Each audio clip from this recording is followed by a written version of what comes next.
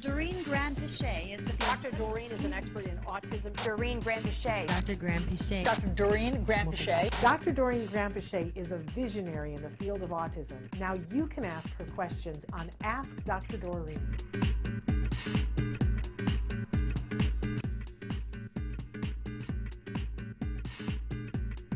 I want to start with a question that was written in last week, an update. I'm so glad. I think I got it. Okay. Hi, Shannon and Doreen. I want to update and ask you some questions. My son right now is 3 years, 6 months old. He's been in ABA since 3 years old, first 20 hours per week, and we are increasing per month. Right now he's in ABA for 50 hours per week in 3 different centers in Jakarta. 2 hours a week per sensory, and we've talked to this person before, so some of this is recap. 2 hours a week sensory integration and occupational therapy. After very intensive ABA this 1 month, he is increasing eye contact, tacting, labeling, manding, some intraverbals, answering questions, but still very little spontaneous sentence or comment, and not yet conversational sentence. He is also increasing in babbling, random speech, not functional, and also functional words. My question, what can we expect from the therapy? Can a very lot of ABA therapy cause an overdose? Is an increase in babbling between functional words after intensive ABA therapy, is it good or bad? Big hug from your fan in Jakarta, Indonesia. They go on to say, how long does intensive ABA therapy last? What outcome will we see in the upcoming months or years? Right now, he is still in minimal verbal stimming. Can ABA therapy reduce or minimize, disappear the verbal stimming? My son can interact like hugging, kissing, saying goodbye, kiss bye. He is sweet and cheerful, playful boy, and thank you very much. Would you like that to refer to? Because there was so much there. That's a great question. There's a lot there. Yeah. And I guess the first thing I want to say is, he's only been in therapy for 6 months. Yeah. So we cannot expect a massive change in 6 months. Generally speaking, and honestly, this is really fabulous change already in 6 months, because the fact that, all we expect in the first 6 months or so is what we call compliance, which basically means that the child is now responsive to the instructions given by the therapists and is showing interest in the therapy. And so the child will come and sit down and start actually engaging with the therapists and possibly imitating. And that's really about all you can expect in the first 6 months. A lot of times when those types of things happen, the challenging behaviors start to go down and decrease just because the child is now becoming more engaged, more involved, more communicative. They don't feel as frustrated. It sounds like you have a lovely, little boy who's cheerful, playful, sweet, and maybe and that's honestly, Shannon, a wonderful thing. And it's even more wonderful that you've started therapy so young, because sometimes our kids become frustrated when they're 4 and 5 and 6 because they're not able to communicate. So you've kind of caught him at a very early age, and you are teaching him communication, which is wonderful and beautiful. So you're in a very, very good spot. 50 hours, there is not a scenario where you will be overdoing ABA. So let's just start with that. If you have the, luxury of having 50 hours, that's a wonderful thing, and there's no harm that's going to come of this. You're just going to want to make sure that you have plenty of time for fun activities as well. He is a little guy, and so we want to make sure that his program is packed with reinforcers, right? So when you do a 50-hour program, you want to make sure there's physical activity involved, as well as, of course, the stuff that you're working on, which is probably language and imitation and social behavior. But you want to make sure there's also like creative activity, like arts and crafts, and play activity and physical activity, as I said. So it's kind of, you want to make sure your program is very, very, well-rounded. And so then I'm not worried at all. It's wonderful. Yes, you're going to have a little bit of an increase in babbling, not a problem. In fact, when we have kids who even their self-stimulatory, vocal self-stimulatory behavior increases, we don't get nervous about it at all. It's just vocalization that needs to get under control. So don't get nervous about it. It's a good thing. He is trying to communicate, and he's trying to learn the difference between words and sounds. So that is all very, very good. I'm not at all worried about anything that you wrote here. I'm very, very excited for you. And I think that you're doing a great job, and stay with it. It's fabulous. Amazing. Yeah, it's so nice to see that someone can actually get that many hours in Indonesia. And, yeah, no kidding. And I'm sure that it's because you've worked really hard to get it, because you can't get that anywhere unless you've done some work. I will say that, you're coming from a place of doing ABA at the highest level and training people to do it at the highest level. That up. Yeah. And that is your experience, and I'm ever so grateful for that and for your experience of ABA.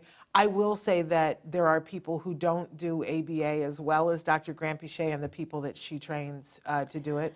That exists in the world. Yes. So my one caution to this parent is about making sure that they are doing it the way you're saying, that it is reinforcing for him, that he's having a good time. This is, I think, one of the biggest things that I see when I'm talking with ABA, even with professionals, that I'm amazed sometimes if I'm talking to someone whose work I don't know, and we start talking about ABA, and there comes a point in the conversation when I realize, oh, they're not talking about what I'm talking about. Yeah. And because they're talking about endless DTT.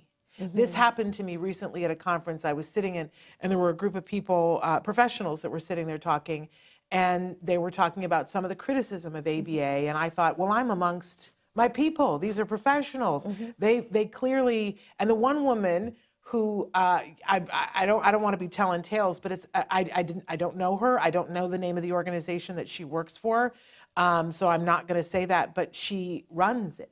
Mm-hmm. And she said to me, well, I do feel bad about the fact that early on in my career, I worked with a kid and I did 40 hours. And I said, oh my, how lucky for that family. And she goes, oh no, it was terrible. We just worked that child so hard. I still feel bad about it. And I said, but you played with her in between and you made it reinforcing. And she said, what? And I was appalled. Yeah. I was appalled. So please make sure that they are doing it the way that Dr. Granpeesheh says, that they are making it fun for your child, that they're making it, that the child is having a good time. Yeah, and so I'm so glad you actually said this, Shannon, because we should talk about this a little bit.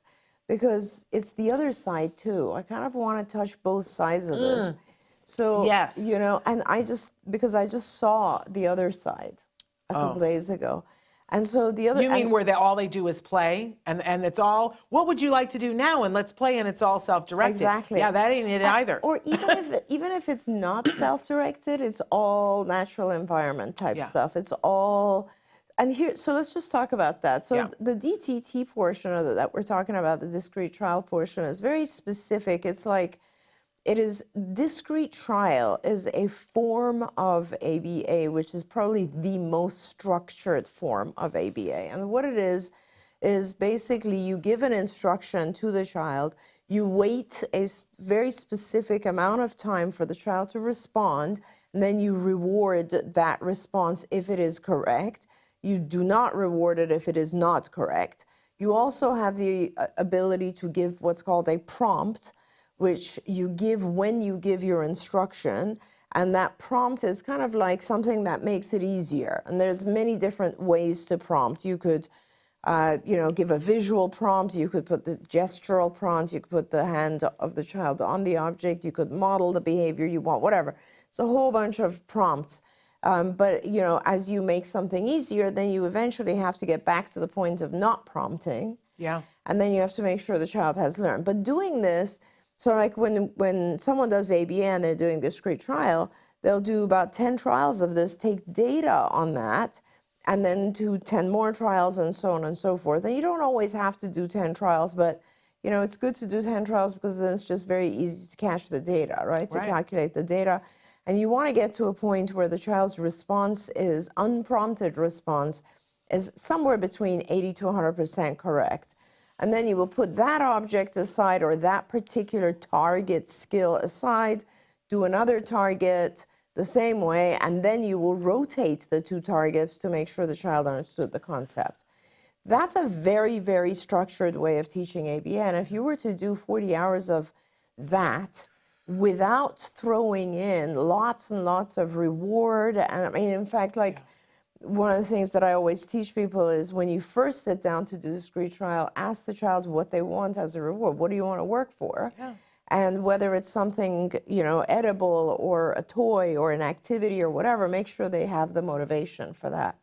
So you have to really pack it in with lots of reward. And also, everything that is mastered, you want to kind of get up and make sure that it is generalized to the real environment, right? So it's a mixture, I guess, of when you do good AB, it's a mixture of discrete trial, natural environment type stuff, and lots of reward. Now, the discrete trial to me is where the push forward is.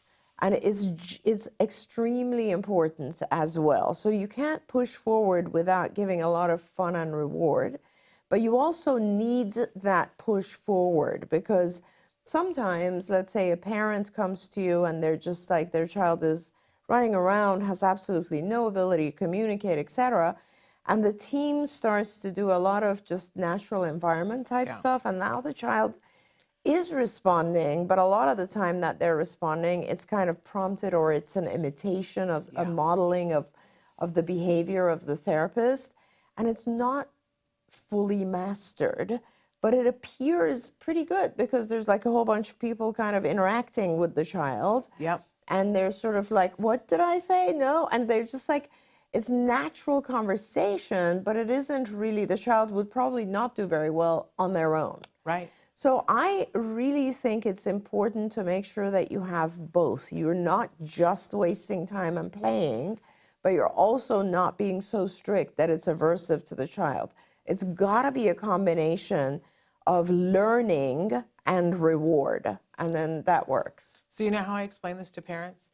You remember how when we were doing the SATs and our kids were doing the SATs, all the analogies that, you know, car is to fish is whatever. And so I always say, okay, so DTT is to ABA what steering wheel is to car. Okay, there you go. Oh, that's a great And analogy. I say to people, I say, because, you know, here's the thing. I love that. If you you were going to drive to Vegas and somebody handed you a car without a steering wheel, you would go, I'm going to have a really hard time getting there. You would need the steering wheel. But if I said to you, here's a steering wheel, go to Vegas, you're done. Yep. Right? You really shouldn't be going without both. That's so good. That's really great. I love that. And but you know, for people who think that DTT is the whole car, I'm like, excuse me, it is not. Right. It is not the whole car. No, not by any means. By any means. Right. But you really can't get far in a car without a steering wheel. Because you'd be, you know, you might run into the ditch. Absolutely. And after a certain point, you stop even doing DTT because now a lot of the content that you're teaching is very, very natural and you can't really teach it in a DTT format. The DTT format is, I think, the first maybe 2 years or so is part of the program. In the third, fourth year of the program, when you're really doing a lot of generalization, play, social behavior, etc., DTT is pretty much gone. But DTT is the part that you guys see in videos that you go, that looks robotic, that, you know. The other example that I give people all the time is I say, let's talk about ballet. And that if I were just to go in and show a ballerina doing a plie and say that's ballet, it would not be that. But you can't become a ballerina who can dance and do the whole thing unless you've done some of those rudimentary things. Anytime you take dance, they say, you know, they will do this very robotic thing and say, put your left foot here, now put your right foot here. That is not done. Right. That's just the beginning. Right. So that's the weird, and everybody looks at DTT and they go, oh, that looks terrible. I wouldn't do that. But I mean, Shannon, like you're using a lot of really great comparisons. Think about the fact that, you know, So we, in our day-to-day lives, we use money, right? And Yeah. the concept of money exchange Yeah. requires some ability in math, right? Yeah. Where did that start? That Yeah. started with us memorizing the math tables, the Yep. multiplication tables. You know Yep. what I mean? So in the beginning, there's this like very rote activity Right. of 2 times 2 is 4, and we all did this. Yep. And then that turns into something that is used in your day-to-day life. Amen to that.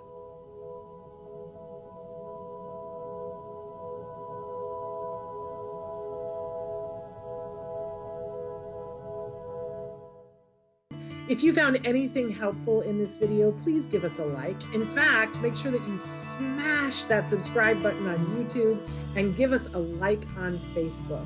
You can also follow us on Twitter and Instagram for important updates.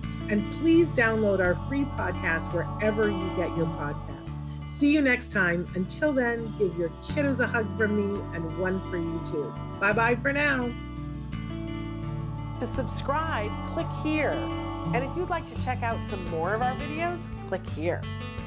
Don't forget, you can watch Ask Dr. Doreen live every Tuesday morning at 10 a.m. Pacific time on autism-network.com. We hope to see you there.